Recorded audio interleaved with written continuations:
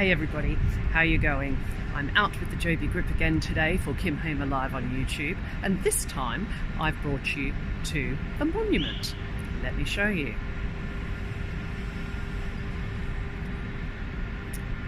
So this is the monument to the Great Fire of London. It's the tallest freestanding stone column in the world at 62 metres. It's also located 62 metres from where the Great Fire of London started, just round the corner in a place called Pudding Lane.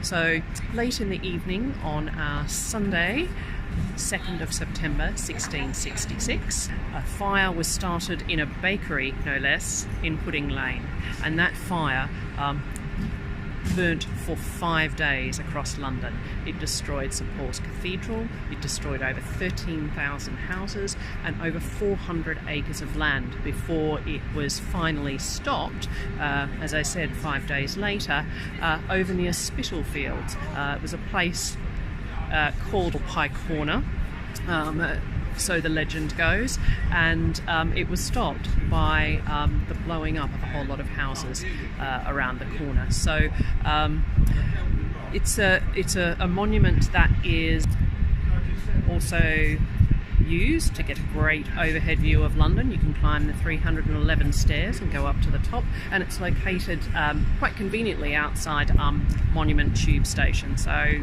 you can't miss it when you come out of the tube station. And why I've brought you here today is I think that the monument and what it represents is how quickly a brand can be destroyed, or a reputation can be destroyed. You know, you think about London in 1666, it was a growing city, a thriving city, nowhere near as big as it is now, but a significant amount of growth had happened, and all it took was for a tiny spark just nearby here in Pudding Lane to really decimate the city, and London really had to rebuild itself, rebuild its reputation, rebuild obviously the infrastructure and the buildings that have been destroyed, but also to consider what practices needed to be put in place to prevent that happening in the future. So there was a lot of legislation around the building of houses. Wood was not so much of a favourite anymore, and so the impact that one small act had wreaked such huge havoc.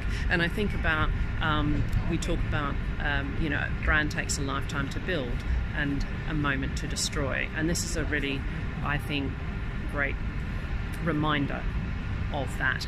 So the thing that occurs to me is that it was a careless incident that actually destroyed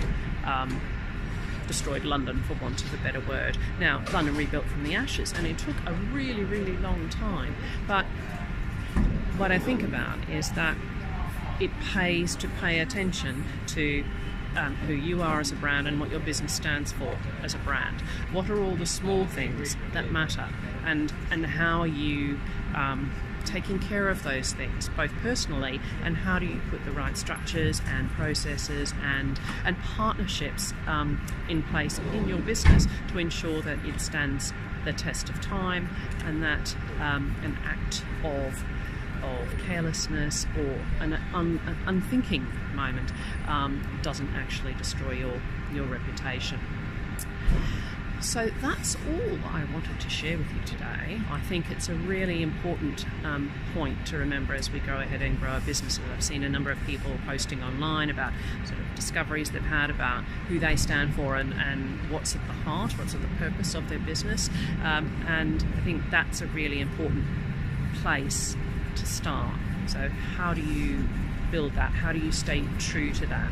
How do you have integrity around that? And how do you work with others around you to inspire them to have the same integrity around your brand and reputation, and really be stakeholders and collaborators in building your brand purpose and your business purpose. So I wish you a good day from Fish Hill, where the monument stands.